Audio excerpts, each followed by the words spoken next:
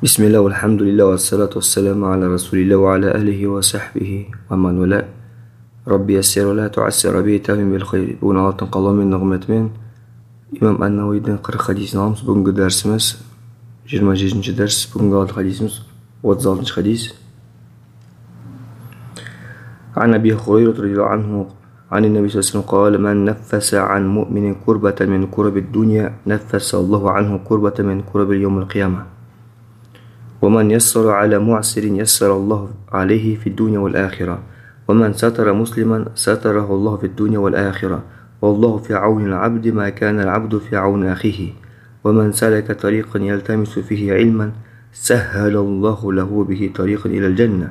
وما اجتمع قوم في بيت من بيوت الله يتلون كتاب الله ويتدارسونه بينهم إلا نزلت عليهم السكينة وغشيتهم الرحمة وخفتهم الملائكة وذكرهم الله في من عنده.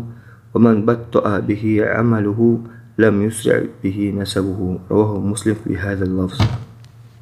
Bu hadis manası Abu Hurayra деген hadiste radıyallahu anhu Peygamber sallallahu aleyhi ve sellem айтты: Кім мүмінді бұл дүниенің уайым қайғыларының бірінен құтқарса, Аллах оны қиямет күні уайым қайғыларынан бірінен құтқарады.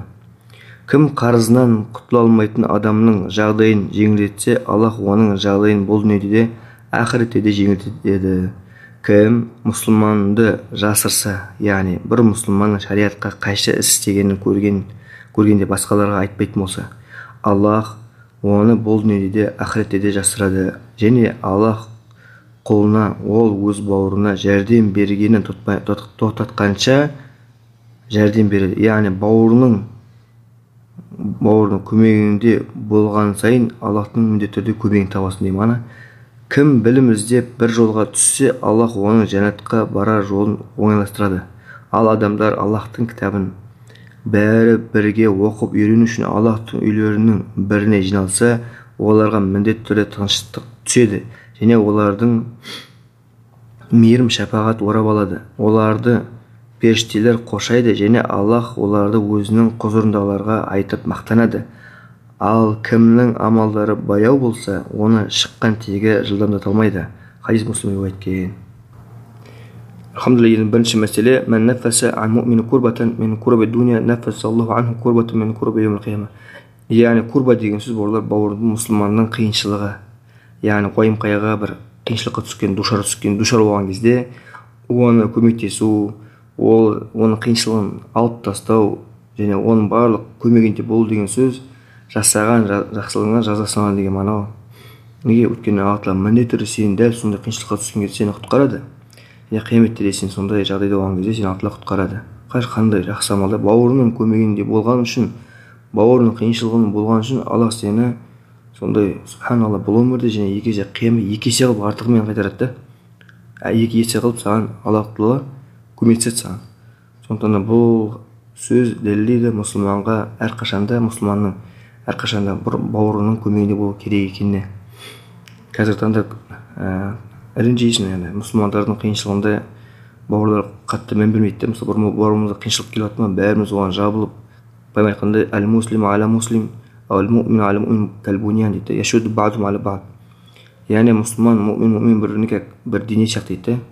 Бір дененің басы ауырса, аяғы ауырса, дененің бәрі ауырады дейді. Субханалла. Сондықтан мұсылман міндетті түрде бір бауырдың көмегінде болу керек болды. Яғни қиыншылығында бірге болу. ومن يسر على معسر يسر الله عليه في الدنيا والآخرة. Mu'sir дейтін қарызын бере алмай жатқан бір мұсылман жағдай қиын да. Бір мұсылман қарызын бере алмай жатырса, ол екі мәселе бар. Бірінші мәселе қарызын кешіктіресің, немесе қарызын жақсысы кешіріп тастайсың. Түсіндің бе? Немесе екіншісі, бір бауыр біреуге қарыз ба, сонда сен ол жағдай артық ақшаң болса, Аллахтың жүзі үшін оның қарызын жауап бересің.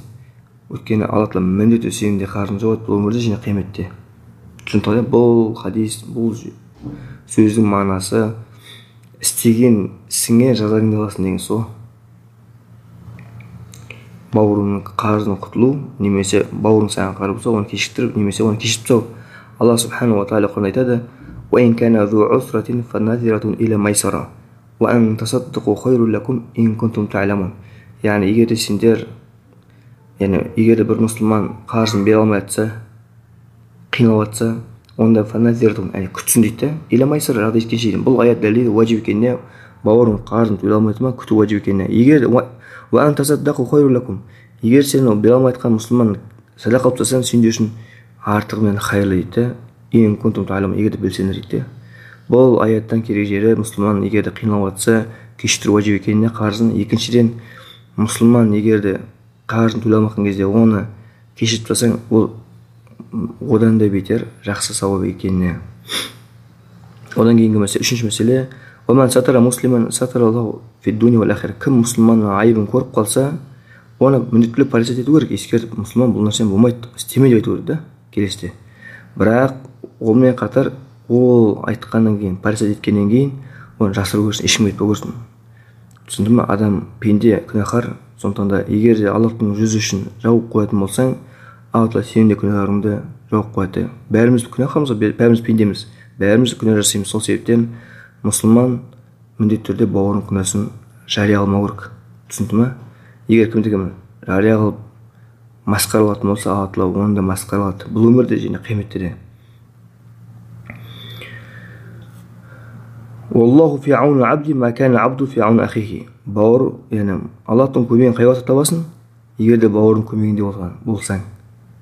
Түсінді ме? Бауырының көмегінде болуының себебінен Аллахтың көмегі міндетті түрде келіп бауырлар. Кейде бір бауыр айтады, маған қиыншылық, мысалы, мен сондай мынадай дұға тілеймін, қабыл болмай жатыр. Сен мұсылманның көмегінде бол, сонда ғана сол нәрседе міндетті түрде келесің. Пайғамбар айтқандай, мен пайғамбар қайсы бар, иснады сахих, Альбани сахих қылған, менің бауырымның көмегінде болғаны дейді, жақсырақ, чем осы мешіт, харам мешіт, пайғамбардың мешітінде бір ай бойы этикафта болғаннан гөрі дейді. Бір ай бойы этикафта болғаннан гөрі бауырының көмегі жақсы деп тұр.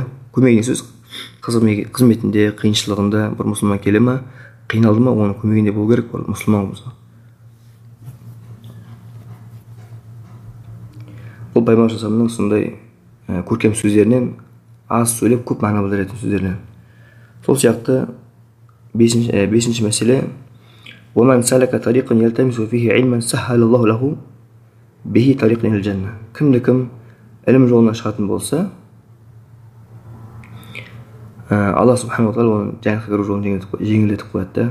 Бұл сөз дәлелдейді мұсылман ілім ізденуші ілім алу керектігінің жақсысына, яғни шариатта тырмыстырып жатыр. Мұсылман ілім алу керек. Өйткені ілім ол нұр.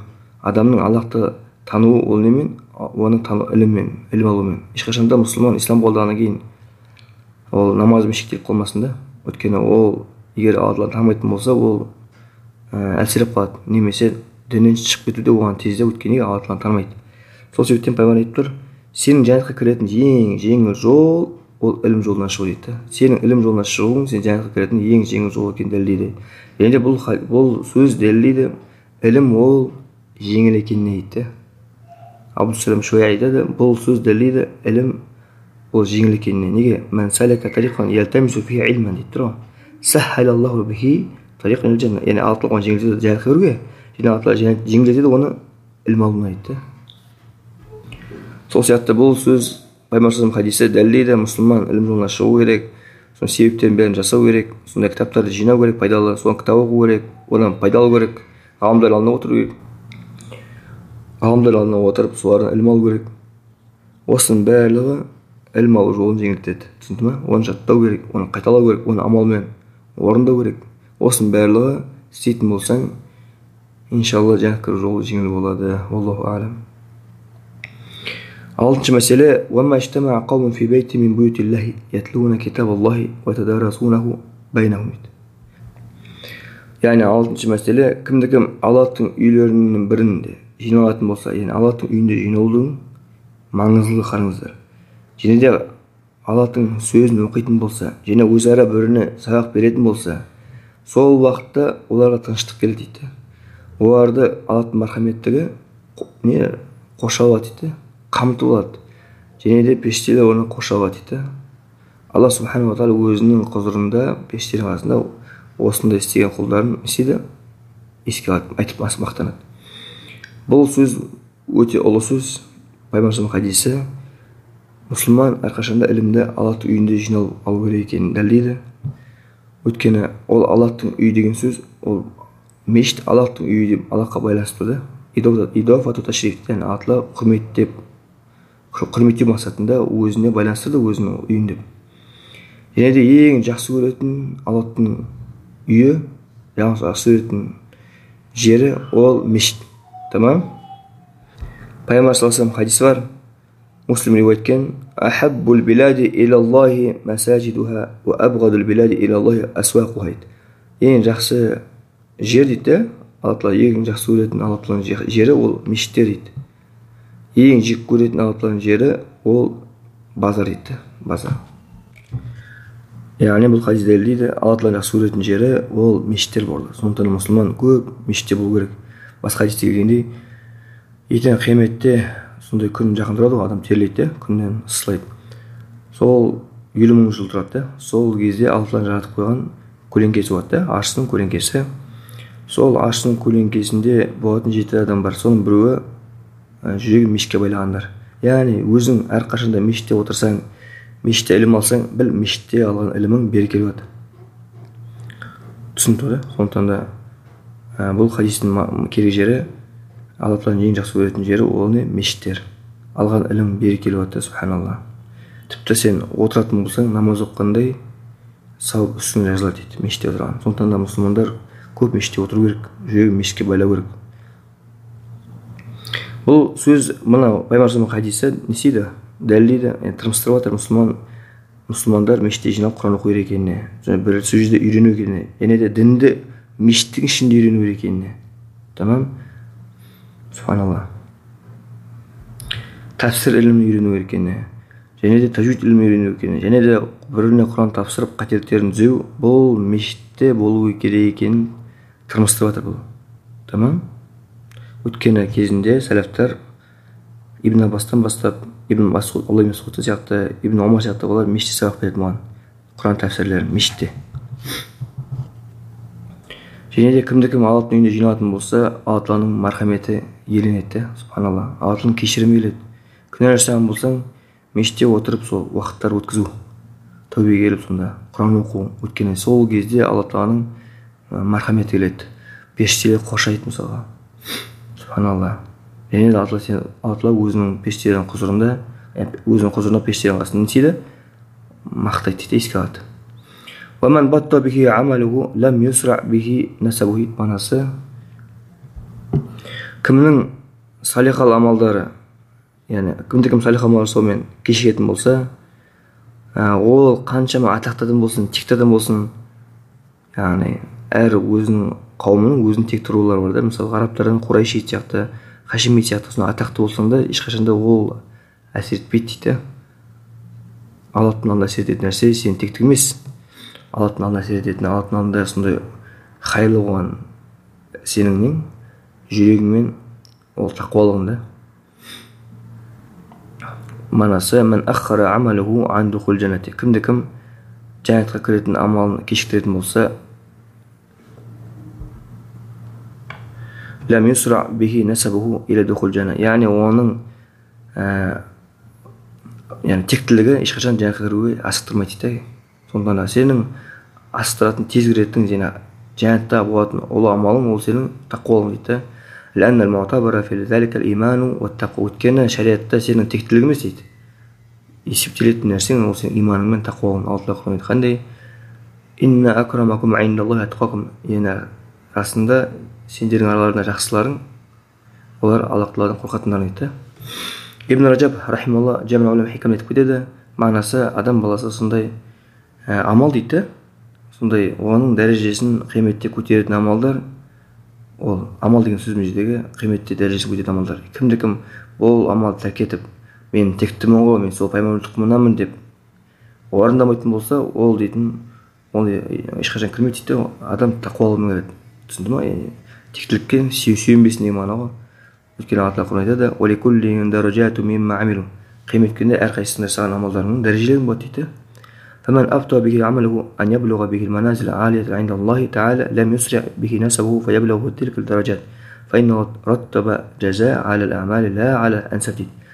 Yani kimde kim салих амалдар жасайтын болса Аллахтың алдында, мысалы Аллах үшін, ол амалдар дейді қиметті дәреженің жоғары болуын жетеді дейді. Сол шақта Алла не істеді, белгілеп қойып тәртіпке салды дейді. Арасында жазаң сенің амалыңның себебінен жоғарыда дәрежеңнің болатынына, бірақ сенің тектілігің емес дейді. Бұл хадистен алатын пайдаларының бірінші пайдасы الترغيب في تنفيس الكرب في الدنيا وأن الله تعالى ينفس بها الكرب يوم القيامة. Yani мұсылмандар бір-бірінің қиыншылығын кетіру шариатта тырмыстырып жатыр бұл хадис. Өйткені кімде-кім бауырының қиыншылығын кетіретін болса, бауырының қиыншылығында болатын болса, көмектесетін болсаң, Алла сенің бұл өмірде және қияметте көмегіңде болады дейді. Екіншісі аннал жаза мин жинсил амал. فالعمل تنفيس الكربة والجزاء تنفيس الكربة. Yani бұл екінші алатын пайдасынан адам жасаған ісіне сәйкес жазасына дейді.